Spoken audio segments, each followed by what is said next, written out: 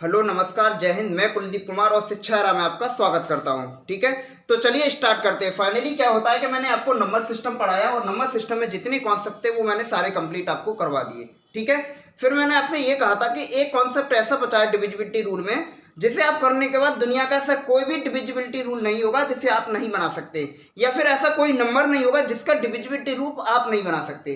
Clear है? तो बिना टाइम गवाए हुए हम स्टार्ट करेंगे, क्योंकि मैं आपको बता दूं जैसा कि मुझे ड्यूटी से बहुत कम टाइम मिल पाता है कि जब मेरा ड्यूटी चलता है तो शिफ्ट वाइज ड्यूटी रहता है, कभी नाइट में रहता है, कभी मॉर्निंग में रहता है, कभी शाम में रहता है। तो इस वजह से वीडियो का थोड़ा सा इशू हो गया था, प्रॉपर आ नहीं पा रही थी। लेकिन अब मैंने अपना पूरा टाइम टेबल सेट कर लिया है, कैसे मैंने बच्चों को पढ़ाना है। पेपर का टाइम टेबल क्या है, पेपर का डेट भी रिलीज हो चुका है, आपको पता है कि सीजीएल 2024 अब सितंबर अक्टूबर में होगा। तो यानी सिलेबस कंप्लीट करने के लिए आपके पास और मेरे पास पूरा टाइम है, और बड़ी आसानी से मैं आपको सारी चीजें कंप्लीट करवा दूंगा। पहले आपको मैथ्स कंप्लीट कराऊंगा, जीएस के सारे नोट्स अवेलेबल कराऊंगा, स्टैटिक जीके के जितने भी टॉपिक हैं वो सारे मैं कराऊंगा। तो आप बने रहिए इस चैनल पर। और जो बच्चे नए हैं, यानी जिन बच्चों ने अभी कंपटीशन की दुनिया में कदम रखा है, वो बच्चे इस चैनल को जरूर सब्सक्राइब करें। क्यों? क्योंकि उन्हें बेसिक से सही गाइडेंस चाहिए, और सही गाइडेंस देने के लिए मुझे लगता है कि मैं बहुत अच्छे से गाइडेंस कर सकता हूँ बच्चों को। ठीक है, तो चलिए स्टार्ट करते हैं। अब स्टार्ट करने के लिए मैंने आपको एक रूल बताया था कि जैसे कॉन्सेप्ट या सारे कॉन्सेप्ट खत्म हो गए थे, तो नंबर सिस्टम में मैंने क्या कहा कि एक स्पेशल कॉन्सेप्ट होता है जिसका नाम है एकाधिका। एकाधिका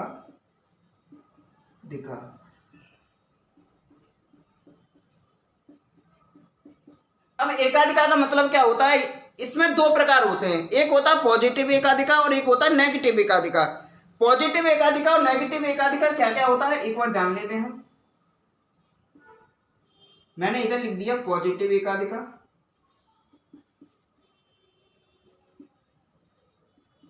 और इधर लिख दिया मैंने नेगेटिव एकाधिका। अब आप सोचेंगे सर ये आप क्या पढ़ा रहे हैं, क्या नंबर सिस्टम में ऐसा कोई कॉन्सेप्ट होता है? मैंने आपसे ये कहा कि नंबर सिस्टम का अगर कोई कॉन्सेप्ट से बेहतरीन है तो वो यही कॉन्सेप्ट है, क्योंकि ऐसा कोई नंबर नहीं होगा जिसका डिविजिबिलिटी रूल आप नहीं बना सकते। क्लियर है? क्योंकि वैसे तो मैंने सारे नंबर के डिविजिबिलिटी रूल आपको बता दिए, लेकिन कुछ नंबर ऐसे होते हैं जो बड़े होते हैं और जिनका डिविजिबिलिटी रूल आप बना नहीं सकते। जैसे कि प्राइम नंबर हो गए, मैंने आपसे कहा 23, ठीक है, मैंने कहा 29। अब इसका डिविजिबिलिटी रूल हमें पता ही नहीं है। अब मैंने बोल दिया कोई एक नंबर देके, और मैंने तुमसे कहा कि बताइए ये नंबर 29 से कटेगा कि नहीं कटेगा। अब आपको पता ही नहीं कि सर रूल क्या है। अगर यही नंबर मान लो 27 होता और मैंने तुमसे कहा कि बहुत बड़ी संख्या देता मैं, और मैंने कहा कि बताइए 27 से कटेगा कि नहीं कटेगा, तो आपका आंसर होता सर आपने पढ़ाया 27 से कटने के लिए 9 और 3 होता है कि नहीं? कि जो संख्या 27 से कटेगी वो 9 से भी कटेगी, 3 से भी कटेगी, 9 गुणा 3 होता है। तो या तो यहाँ पर डिविजिबिलिटी रूल आप 3 का यूज करिए या फिर 9 का यूज करिए, आप बड़े आराम से आप 27 का निकाल लेंगे। लेकिन अगर मैंने कहा बताइए 29 से कटेगी कि नहीं कटेगी, तो आपने कहा सर 29 एक प्राइम नंबर है, और प्राइम नंबर का आपने अभी तक कोई ऐसा रूल नहीं बताया है, तो हम कैसे पता कर पाएंगे? तो इसके लिए मैंने क्या कहा कि इसके लिए आपको जरूरत पड़ेगी एकाधिका की। और एकाधिका कितने प्रकार के होते हैं? 2 प्रकार के। कौन कौन से होते हैं? पॉजिटिव एकाधिका और नेगेटिव एकाधिका। पॉजिटिव एकाधिका कौन कौन से होते हैं? जैसे मैं ये नंबर लिख रहा हूं 9, 19, 29, 39, 49, 59, 69, 79 डॉट डॉट डॉट ऐसे लिख देंगे। ठीक है, अब नेगेटिव एकाधिका ये हो गए पॉजिटिव। नेगेटिव एकाधिका 11, 21, 31, 41, 51, 61 और 71, 81 डॉट डॉट डॉट ऐसे लिख देंगे। अब आपने ये कहा सर ये आपने क्या लिख दिया, कुछ भी पल्ले नहीं पड़ रहा मेरा। अगर कुछ भी आपके पल्ले नहीं पड़ रहा है तो कोई बात नहीं, वीडियो में बस बने रहिए आप। मैंने तुमसे ये कहा कि अगर मैं यहाँ पे 1 ऐड कर दूं तो यहाँ पे कितना आएगा? तुमने कहा 10। अगर यहाँ पे 1 ऐड कर दूं तो कितना आएगा? 20। यहाँ 1 ऐड कर दूं तो कितना आएगा? 30। यहाँ पे 1 ऐड कर दूं तो कितना आएगा? 40। यहाँ 1 ऐड करता हूं तो 50। यहाँ पे 1 ऐड करता हूं तो 60, और यहाँ पे 1 ऐड करता हूं तो 70। ऐसा ही हम लिख सकते हैं। क्लियर है ये बात? मैंने तुमसे ये कहा कि 9 के लिए मैंने एक रूल आपको बताया था कि डिजिट ऑफ यानी सम ऑफ डिजिट कर लेंगे। मैंने तुमसे कहा कि बताइए 45 एक नंबर है जो कि एक छोटा नंबर है। मैंने कहा कि बताइए 9 से कटता है, तो तुमने कहा सर 5 और 4 कितना हो गया? 9। अगर सम ऑफ डिजिट 9 से कट गया तो नंबर 9 से कटेगा। बताया था कि नहीं बताया था? तो मैंने ये कहा कि यहाँ पे मैंने एक नया रूल यहाँ पे बना लिया कि 9 और 1 10 हो गया। मैंने ये कहा कि यहाँ पे कितना है, दहाई पे 1 है। मैं यहाँ पे ये कह देता हूं कि अगर लास्ट डिजिट को 1 से गुणा करके रिमेनिंग पार्ट में अगर मैं जोड़ देता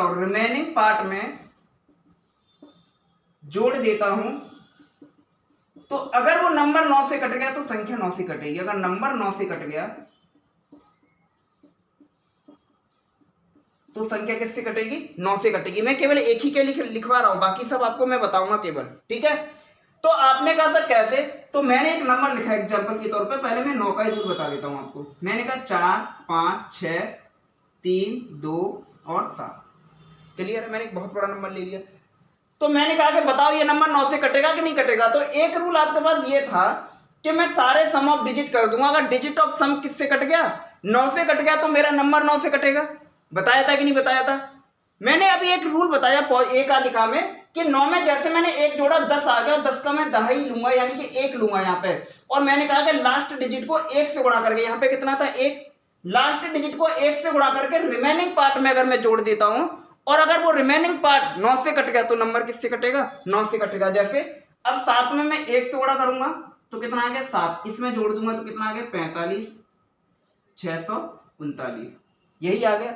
अभी भी मुझे पता नहीं, मुझे पता है कि लास्ट डिजिट को 1 से गुणा करो, 9 1 9, रिमेनिंग पार्ट में जोड़ दो यानी इस वाले पार्ट में, तो ये कितना है 9 3 12, 6 और 1 7, 5 और 4।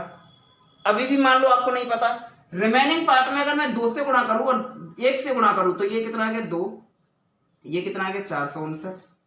अभी भी मानते मुझे नहीं पता, रिमेनिंग पार्ट में 1 से गुणा कर, सॉरी लास्ट डिजिट में 1 से गुणा करके रिमेनिंग पार्ट में ऐड कर देता हूं। 9 1 9, 45 और 9 कितना आ गया, तुमने कहा सर 54।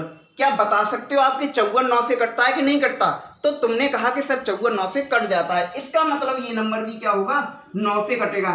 तो आपने एक नया रूल यहां पे जान लिया कि 9 का, एक तो मैंने बताया था कि सम ऑफ डिजिट कर लेंगे, बड़ी आसानी से निकाल लेंगे। लेकिन कुछ बच्चे बोलेंगे सर ये तो बहुत बड़ा हो जा रहा है। कोई बात नहीं, बड़ा हो जा रहा है, लेकिन ये इसके लिए नहीं है, बाकी के आगे के रूल होंगे उसमें बहुत काम देगा ये नियम, ठीक है। तो चलिए आगे बढ़ते हैं। एक और मैंने तुमसे ये कहा, इसको मैं मिटा देता हूं।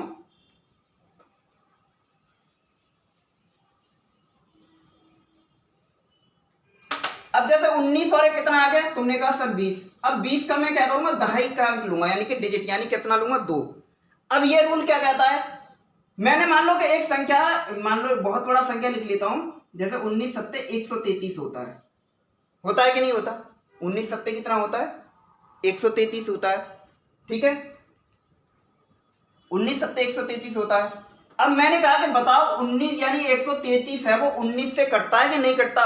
तो तुमने कहा कि सर यहाँ 19 और कितना आ गया 20, यानी कि लास्ट डिजिट को मैं 2 से गुणा करके रिमेनिंग पार्ट में अगर मैं जोड़ दूं, और अगर रिमेनिंग पार्ट 19 से कट गया तो तुमने कहा सर नंबर किससे कटेगा, 19 से कट जाएगा। क्लियर है ये बात। तो क्यों करेंगे 2 से गुणा, क्योंकि यहाँ पे 2 आ रहा है। अगर 29 का पूछेगा तो यहाँ कितना आ रहा है 3, 39 का पूछेगा तो यहाँ कितना है 40, यानी कि 4। रिमेनिंग पार्ट में लास्ट डिजिट में क्या करेंगे 4 से गुणा करेंगे और रिमेनिंग पार्ट में ऐड कर देंगे, ठीक है। तो यहाँ पे देख लेते एक बार, लास्ट डिजिट मेरे पास कितना है 3, और यहाँ पे मुझे कितने से गुणा करना है, तुमने कहा सर 2 से। 2 से क्यों करना है, क्योंकि 19 और 1 20 होता है। 20 में हम क्या करेंगे दहाई का अंक लेंगे, कितना आएगा 2। यहाँ पे पॉजिटिव एकाधिका का मतलब 19 में कुछ ऐड कर रहे हैं, इसलिए मैंने तुमसे कहा कि लास्ट डिजिट में 2 से गुणा करके, यहाँ पे 2 है, रिमेनिंग पार्ट में जोड़ देते हैं। क्यों जोड़ देते हैं, क्योंकि एकाधिका का नियम कहता है कि 29 में मैंने 1 जोड़ा तब 30 आया मेरा। क्लियर है कि नहीं बात ये, तो इसलिए मैं यहाँ पे ऐड कर रहा था। तो यहाँ पे बताओ 3 दूनी कितना आ गया 6, रिमेनिंग पार्ट में जोड़ा तो 13 और 6 कितना आ गया 19। क्या आप बता सकते हो कि 19 से 19 कटता है, तो तुमने कहा सर कटता है, तो क्या ये नंबर 19 से कटेगा, बिल्कुल कटेगा। क्लियर है ये बात। ऐसे ही मैंने कहा 29 का आप बना के देखिए। 29 का मैं बनाऊं तो मैंने कहा सर 87 एक नंबर है जो कि मुझे पता 29 से कटता है। या मैं और बड़ा नंबर ले लेता हूं, मान के चलते मैंने 145 ले लिया, और मैंने तुमसे कहा कि बताइए ये नंबर 29 से कटता है। तो अभी हो सकता है कि तुम बता दो, अगर बहुत बड़ी संख्या मैंने ले ली, तो उसके लिए आप कैसे पता कर पाएंगे।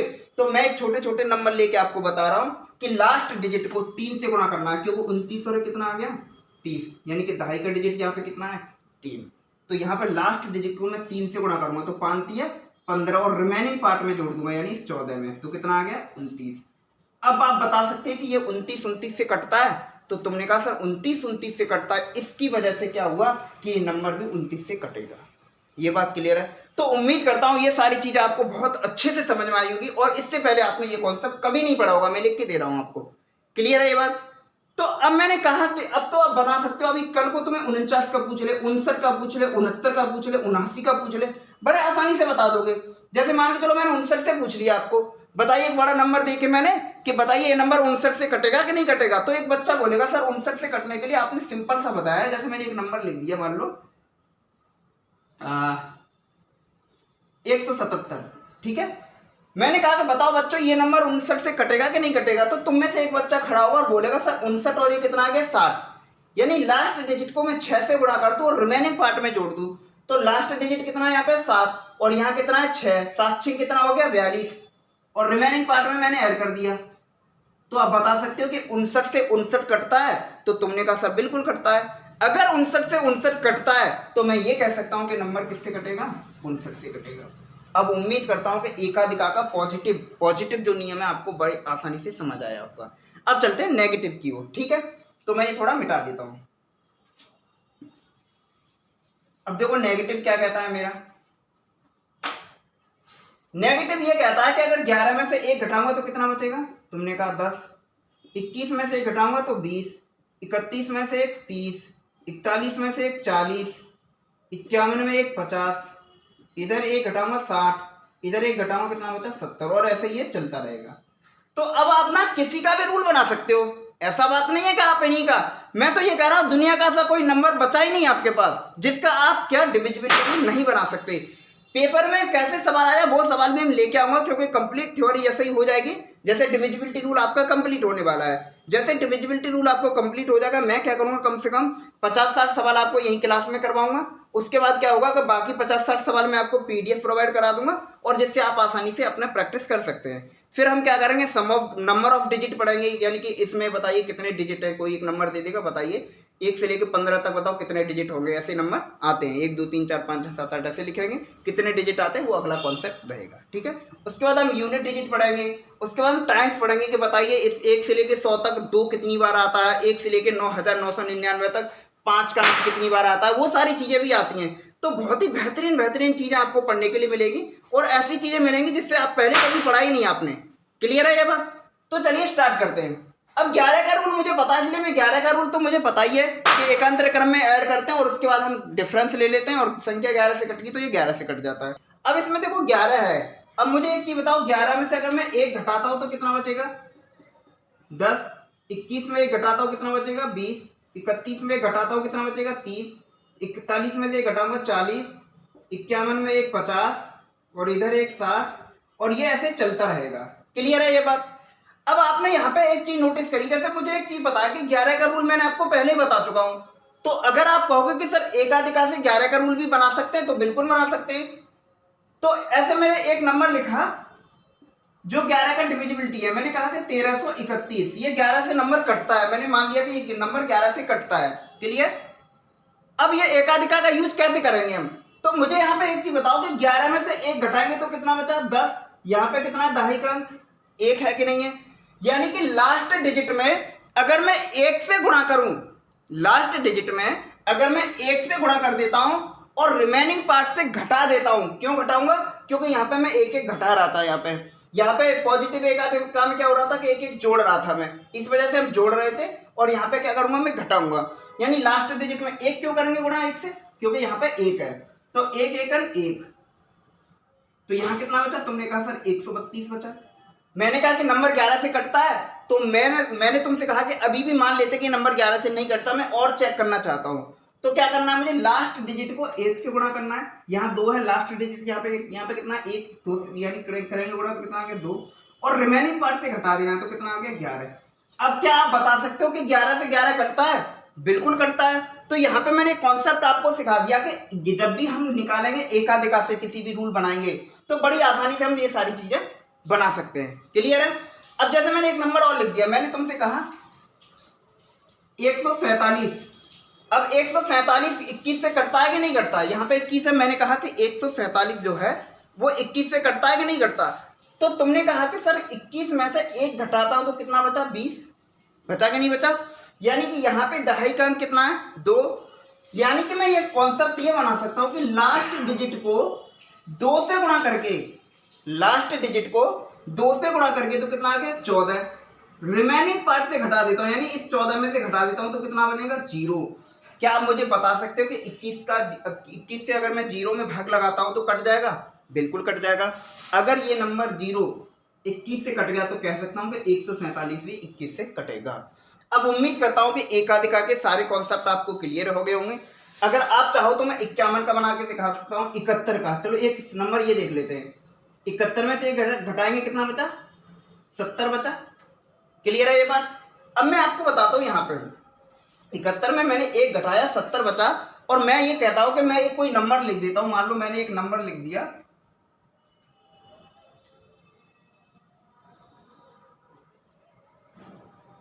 499। मैंने एक नंबर 499 लिख दिया। एक छोटा नंबर है, आप चाहो तो बड़े बड़े नंबर ले सकते हो जिससे कि आप एकदम कैलकुलेशन को बहुत आसान तरीके से प्रैक्टिस कर पाओ। तो मैंने एक बहुत बड़ा नंबर, छोटा नंबर ले लिया 499। और मैंने तुमसे ये कहा कि बताइए ये नंबर 71 से कटता है कि नहीं कटता? अब आप कैसे पता करेंगे? तो आपने यहाँ पे देखा 71 में से अगर मैं 1 घटाता हूं तो कितना बना? 70 बना। बना कि नहीं बना? 70। यानी कि यहाँ पे दहाई कितना है? 7। यानी कि लास्ट डिजिट को मैं 7 से गुणा करके रिमेनिंग पार्ट से घटा देता हूं तो मेरा आंसर कितना आएगा? अगर वो रिमेनिंग पार्ट से घटाने पर वो नंबर अगर 71 से कट गया तो मेरा आंसर क्या होगा? तो यानी संख्या क्या होगी? 71 से कट जाएगी। तो यहाँ पे कितना है? 7। और यहाँ कितना है? 9। तो 9 7 63 आ गया। और अगर मैं घटा दूंगा तो कितना बचेगा? ये 4 बचेगा। यानी 13 में 9 गए 4। और यहाँ कितना? 5 में 4 गए 1। अब मुझे बताइए क्या ये नंबर 71 से कटता है 14 कि नहीं कटता? तो आपने देखा कि नंबर 71 से नहीं कटेगा। अगर 14 71 से नहीं कटा तो मैं कह सकता हूं कि ये नंबर भी 71 से नहीं कटेगा। क्लियर है बात? और अगर आप कहना चाहो कि ऐसा कोई नंबर लीजिए जो 71 से कटता हो और ये वाला रूल लगाऊं मैं और ये नंबर 71 से कट जाए, तो मैंने तुमसे कहा कि ऐसा ले लिए एक नंबर, मान लो 497। यहां मैंने एक नंबर ले लिया 497। अब आप मुझे बताओ यहाँ पे लास्ट डिजिट कितना है? 7। और यहाँ पे कितना है? 7। सत्तू सत्तू कितना आ गया? 49। रिमेनिंग पार्ट से अगर मैंने घटा दिया तो यहाँ पे कितना आ गया? 0। क्या मैं कह सकता हूँ कि 0 कट जाएगा 71 से? बिल्कुल कट जाएगा। तो क्या नंबर 71 से कटेगा कि नहीं कटेगा? बिल्कुल कटेगा। तो आपको अब ये बात क्लियर होगी कि एकाधिकार से मैं कोई भी रूल बना सकता हूँ। ठीक है, कुछ मैं प्राइम नंबर के कॉन्सेप्ट ले रहा हूँ, प्राइम नंबर कुछ ले रहा हूँ और वहां पे हम डिविजिबिलिटी रूल कैसे बनाएंगे देखते हैं। ठीक है,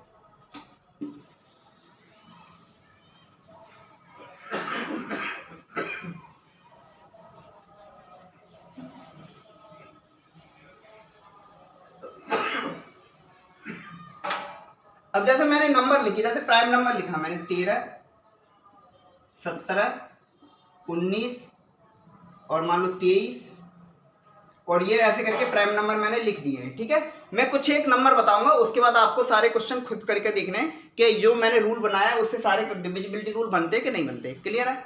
अब जैसे मैंने एक नंबर लिख दिया, मैंने कहा कि बताइए 17 से कौन सा नंबर कटेगा, यानी 17 का डिविजिबिलिटी रूल क्या होगा।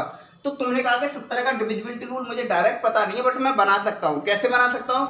तो मैंने एक नंबर लिख दिया, मान लो 119। 119 छोटा नंबर है, मान लो मैंने लिख दिया 153, ये लिख दिया मैंने। या फिर और बड़ा नंबर ले लेते हैं, जैसे मान लो मैंने लिख दिया, मान लो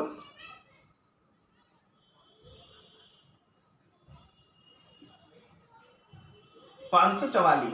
मैंने एक नंबर लिख दिया 544। क्लियर है? मैंने तुमसे ये कहा कि बताइए ये 544 17 से कटता है कि नहीं कटता, क्योंकि 13 का मैं पहले ही बता चुका हूं आप लोगों को।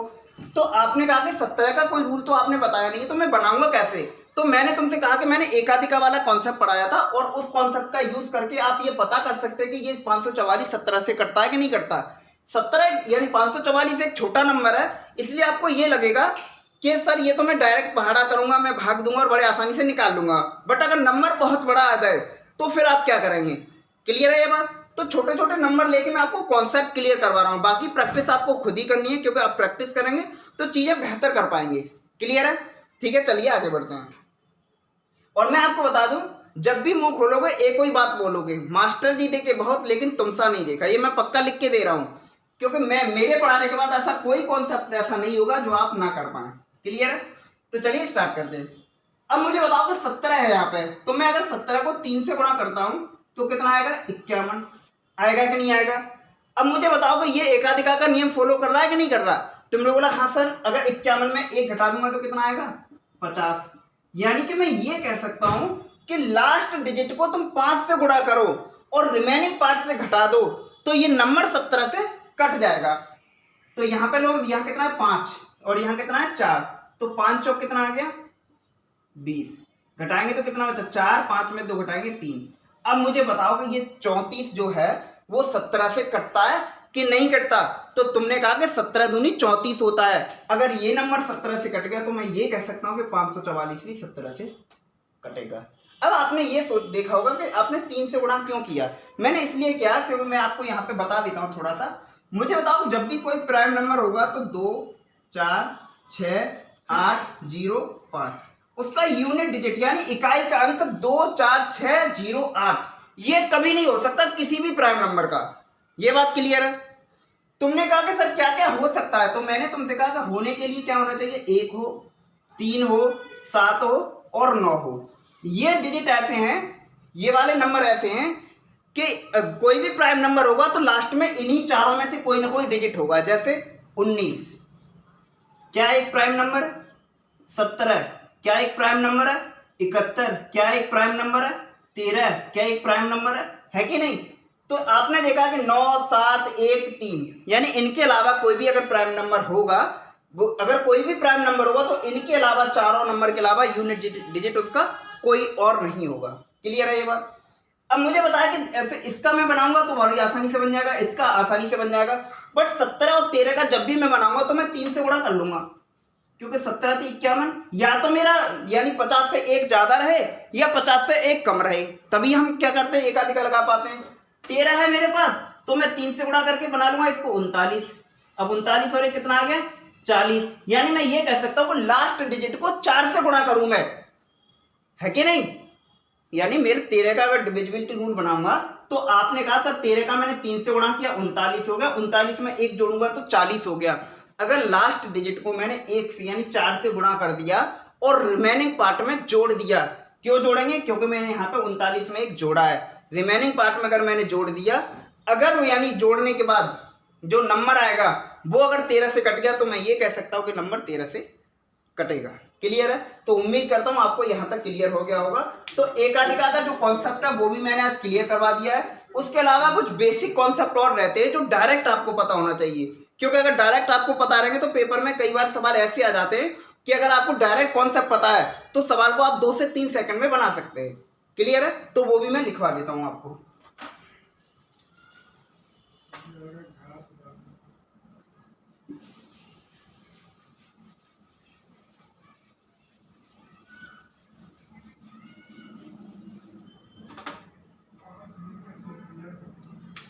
जैसे मैंने एक नंबर लिखा है ए बी,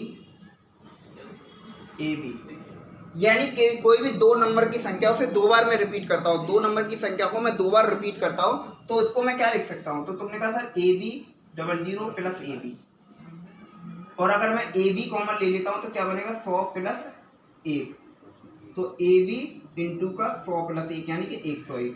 यानी कि मैं ये कह सकता हूँ अगर कोई भी 2 नंबर की संख्या है और वो 2 बार रिपीट करती है अपने आप को तो वो नंबर हमेशा 101 से कटेगा। क्लियर है ये बात? ठीक है, कुछ बेसिक बात मैं बता देता हूँ। अगर 3 अंकों की संख्या ABC है और 2 बार रिपीट है तो मैं कहूँगा इसको क्या मैं लिख सकता हूँ? ABC 30 प्लस ABC, ऐसे लिख सकते हैं। ABC अगर मैंने कॉमन ले लिया तो क्या बनेगा? यहाँ पे 1000 प्लस का 1 और ABC ये बन गया तुम्हारा 1001, यही बन गया तुम्हारा। तो यहां से मैं एक चीज और कह सकता हूं कि जो नंबर यानी कि 3 अंकों की संख्या अगर 2 बार रिपीट करती है अपने आप को, 2 बार रिपीट होती है तो वो नंबर 1001 से कटेगा। 1001 का मतलब ये भी होता है 7 11 13, 7 गुणा 11 गुणा 13। क्लियर है ये बात? क्योंकि 11 7 77 और गुणा करूंगा 13 से, 13 7 91 का 1 हासिल 9, 13 7 91 9 100। तो यहां से मैंने एक चीज क्या सीखी, अगर दो नंबर की संख्या अपने आप को दो बार रिपीट करती है तो वो 101 से कटेगी हमेशा।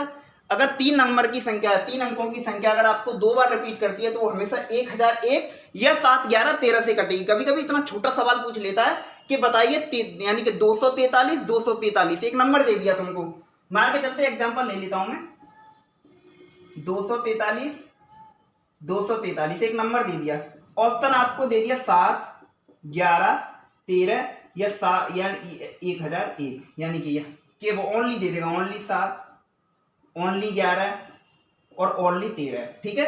और लास्ट में एक ऑप्शन दे देगा 7 11 13 या फिर 1001 दे देगा। तो मेरा सही ऑप्शन अगर होगा, मैं सही ऑप्शन टिक करूंगा तो हमेशा 1001 आएगा। क्यों आएगा? क्योंकि ओनली ओनली ओनली लगा दिया। अगर यहाँ ओनली नहीं लगाता तो ये नंबर 7 से भी कट रहा था, 11 से भी कट रहा था, 13 से भी कट रहा था, लेकिन उसमें ये कह दिया केवल 7 से कटेगा, तो ये गलत है। क्योंकि केवल 7 से नहीं, ये 7 से भी कटेगा, 11 से भी कटेगा, 13 से भी कटेगा, या फिर मैं कह सकता हूं 1001 से भी कटेगा। ये बात क्लियर है कि नहीं? चलिए आगे बढ़ते हैं। कुछ और एक दो चीजें हैं वो भी मैं बता देता हूं आपको।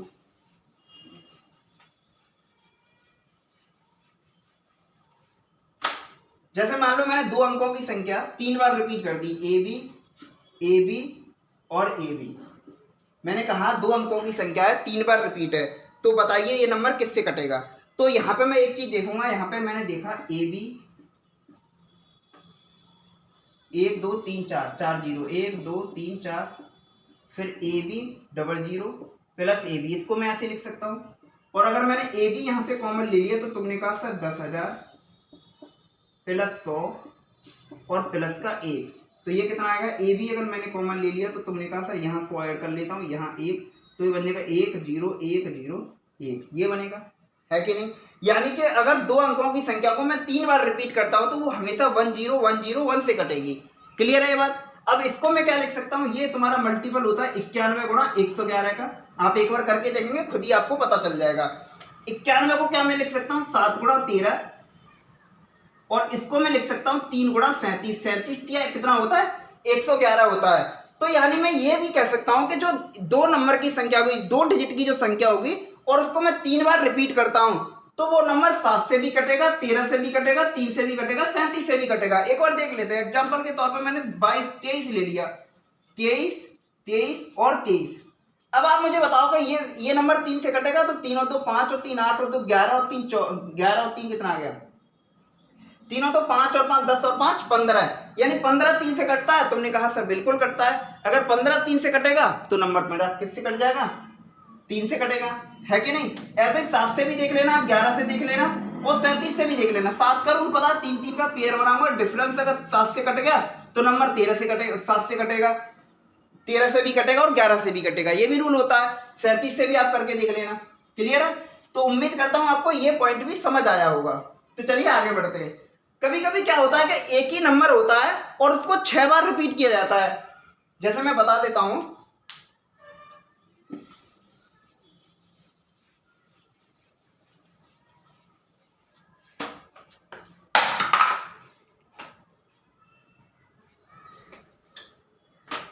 अब एक नंबर है, मान के चलते हैं, मैं ले लिया ए ए ए ए ए ए, ठीक है।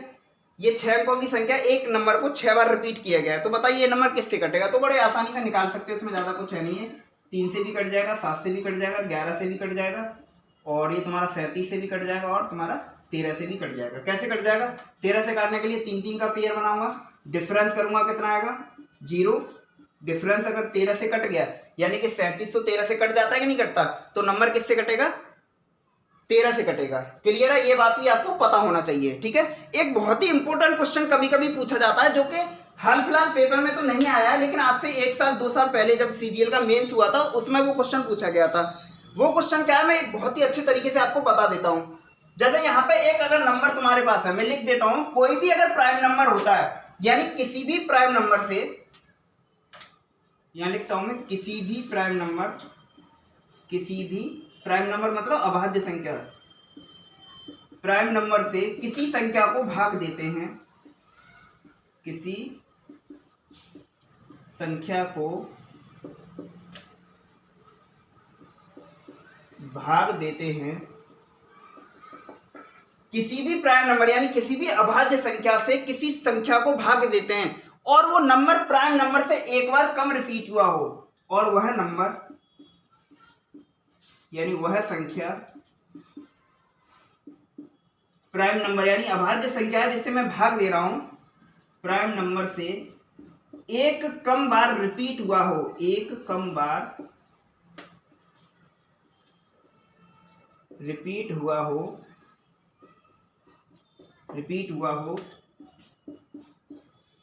तो वह नंबर उससे पूरा पूरा कटेगा, वह नंबर प्राइम नंबर से पूरा पूरा कटेगा, प्राइम नंबर से पूरा पूरा कटेगा। यानी पूरा पूरा कटेगा मतलब रिमाइंडर कितना आएगा, 0 आएगा। अब आप बोलोगे सर आप एक एग्जांपल बताइए क्या ये बात सत्य है कि नहीं, तो मैं आपको ये मैंने डायरेक्ट आपको लिखवा दिया है। मैंने मान लो एक संख्या लिख दी, जैसे एग्जांपल मैंने लिख दिया। पता है आपको जब आप ऐसे कॉन्सेप्ट पढ़ेंगे ना, जब आप ऐसे कॉन्सेप्ट पढ़ेंगे और आपको ये चीज डायरेक्ट पता रहेगी तो पेपर में होगा क्या, अगर आपको ये चीज डायरेक्ट नहीं पता है, मान के चलते हैं आपने मेंस दिया सीजीएल का इस बार और ये एक सवाल आ गया आपको पता है कि 30 क्वेश्चन पेपर में रहते हो, टाइम हमारे पास लिमिटेड है और लिमिटेड टाइम में ही हमें सारे सवाल अटेंड करने हैं, क्योंकि अगर ऐसा नहीं करेंगे तो पेपर से हम बाहर हो जाएंगे। ये बात क्लियर है। तो मैंने तुमसे ये कहा कि अगर मान के चलते ये सवाल कॉन्सेप्ट पेपर में आ गया, अब पेपर में आ गया और पेपर में आपको अगर आपने ये सब कॉन्सेप्ट नहीं पढ़े तो होगा क्या कि आप या तो उस सवाल पर टाइम खराब करेंगे या फिर आप उस सवाल को छोड़ के चले आएंगे, है कि नहीं। और अगर आप सवाल को छोड़ देंगे या फिर आपने गलती से गलत कर दिया सवाल, तो क्या होगा कि आपको पता है कि एक क्वेश्चन 3 नंबर का होता है, अगर सवाल गलत होता है तो मुझे 4 नंबर का भुगतान करना पड़ेगा। और तुम्हें पता है कि सिलेक्शन लेने के लिए 0.50, 0.25, 0.31 ऐसे नंबर भी बहुत मायने रखते हैं अगर आपको फाइनल सिलेक्शन चाहिए। और अगर आपने ये सवाल गलत किया, और जो बच्चे ऐसे होंगे जिन्होंने ये क्लास करी होगी और उसमें उन्होंने वो सवाल सही किया, तो वो आपसे कई रैंक आगे निकल जाएंगे। बात क्लियर है कि नहीं। तो इसलिए कोई भी कॉन्सेप्ट अगर होता है तो वो सारे कॉन्सेप्ट आप पढ़िए, क्योंकि मेरा काम ऐसा नहीं है कि मैं थोड़ा सा आपको पढ़ा दूं फिर थोड़ी चीजें छोड़ दूं फिर आप पढ़ लो, थोड़ा आपका टाइम खराब हो जाए, क्योंकि टाइम तो बहुत इंपॉर्टेंट है। अगर टाइम का आप कदर नहीं करेंगे तो फिर आपकी कदर कोई नहीं करेगा, है कि नहीं। क्योंकि आपने देखा होगा समाज में, क्योंकि सम्मान उसी इंसान का होता है जो सफल होता है, वरना तो लोग बहुत ऐसे ही घूम रहे हैं बिना बात के, 4-4 साल 5-5 साल से तैयारी कर रहे हैं, पूरा कॉन्सेप्ट पढ़ते नहीं है, 1-2 सवाल हर बार रह जाता है। क्योंकि आपको पता है कि जब मैं गणित में 30 में 30 स्कोर करूंगा, 30 में 30 सवाल सही करूंगा, तब कहीं जाके मैं फाइनल लिस्ट में अपना नाम कंफर्म करवा पाऊंगा। और अगर आपके गणित में ही 30 में से 25 सवाल, 24 सवाल, 22 सवाल, 23 सवाल सही हो रहे हैं, तो बाकी सब्जेक्ट तो आप वैसे भी नहीं कर पाएंगे, क्योंकि आपने जीएस का हल तो देखा ही है कैसा है। क्योंकि जीएस तो कितना भी पढ़ लो फिर भी 15 क्वेश्चन सही हो जाए तो अपने आप में बड़ी उपलब्धि है, फिर भी तो 7 या 8 क्वेश्चन ही बच्चों के सही हो पाते हैं। तो मैं ये कहना चाहता हूं कि आप गणित और रीजनिंग एक ऐसा पोर्शन होता है जहां पे आप 100% स्कोर कर सकते हैं, और अगर जो बच्चा इन 2 सब्जेक्ट में 100% स्कोर करता है तो समझ लेना कि वो अच्छी पोजीशन में है। क्लियर है ये बात। तो मैं आपको ये बताने वाला था, मैंने आपको कहा कि किसी भी प्राइम नंबर से किसी संख्या को भाग देते हैं और वो नंबर यानी कि वो संख्या प्राइम नंबर से एक कम बार रिपीट होती है, तो वो हमेशा उस प्राइम नंबर से पूरा पूरा कटेगा, यानी कि रिमाइंडर उसका हमेशा 0 होगा। एग्जाम्पल के तौर पर मान के चलो मैंने लिख दिया 7 7 7 7 7 और मैंने लिख दिया ये 18 टाइम्स है, यानी कि 18 टाइम्स बार रिपीट हुआ है, और मैंने कहा बताओ ये 19 से मैं डिवाइड करता हूं तो आप बता दीजिए रिमाइंडर कितना होगा। अगर ये सवाल भी पेपर में आ जाए और आपने ये कॉन्सेप्ट नहीं पढ़ा तो मैं उम्मीद करता हूं कि आप इस सवाल को कर ही नहीं पाएंगे, क्योंकि आप 7 7 7 18 बार लिखेंगे फिर 19 से डिवाइड करेंगे, यही आपके पास कॉन्सेप्ट है, और ऐसे में टाइम निकल जाएगा और आप सवाल को गलत कर देंगे जल्दी में।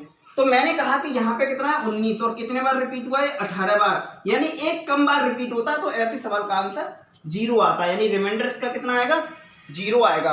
और मैंने तुमसे ये कहा कि ऐसे, अब मैंने एक सवाल तुमसे यही पूछ लिया, जैसे 8 8 8 8 8 और ये 19 टाइम्स रिपीट है, यानी कि 19 बार रिपीट है, और मैंने कहा कि अगर मैं 19 से इसको डिवाइड करता हूं तो बताइए अब रिमाइंडर क्या होगा। अब क्या कोई बच्चा बता सकता है इस सवाल को? तो तुम में से एक बच्चा बोलेगा सर बहुत आसान है, क्योंकि अभी तो आपने बताया कि अगर नंबर 18 टाइम्स यानी कि इससे एक कम बार रिपीट होता है तो मेरा रिमाइंडर 0 आ रहा था, ये 19 टाइम है तो मुझे पता है कि 18 टाइम्स बार तो रिमाइंडर 0 हो जाएगा।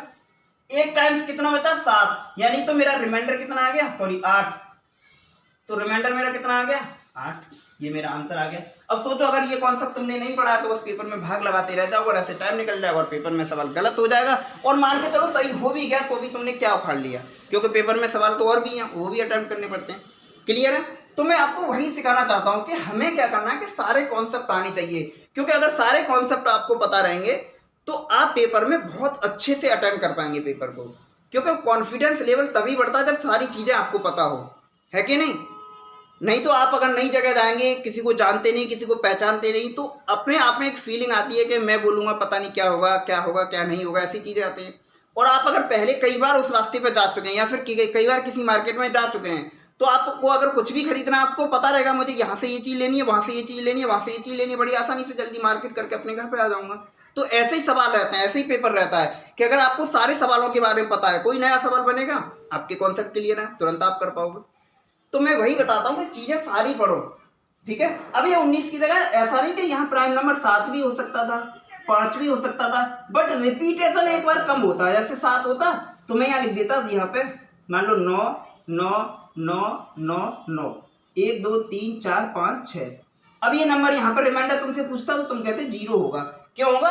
क्योंकि मैं 7 से तो डिवाइड कर रहा हूँ, 7 एक प्राइम नंबर है और जिस संख्या में डिवाइड कर रहा हूँ वो उससे एक कम है, रिपीटेशन उसका एक कम बार हुआ है, तो इसका मतलब इसका रिमाइंडर कितना होगा 0 होगा। मान लो ये 9 और होता, यानी कि 7 बार रिपीटेशन होता, तो मुझे पता है कि 6 बार तो इसका रिमाइंडर 0 आ जाएगा, तो एक कितना बचा 9। अगर 9 में 7 से डिवाइड करूंगा तो रिमाइंडर कितना आएगा 2। क्लियर है? तो उम्मीद करता हूँ आज की क्लास में बहुत मजा आया होगा आपको, और ऐसे ही बढ़िया तरीके से पढ़ते रहिए, लेकिन कॉपी पेन से लेके बैठा करिए जिससे कि माइंड आपका डिस्ट्रैक्ट ना हो। क्लियर है? तो चलिए इस क्लास को यहीं खत्म करते हैं और कल की क्लास में मिलेंगे, और कल की क्लास बहुत ही इंपॉर्टेंट होगी और मैं उसमें सिखाऊंगा आपको नंबर ऑफ डिजिट, यानी कि डिजिट की संख्या को कैसे पहचानें। क्लियर है? Bye bye, take care, thank you.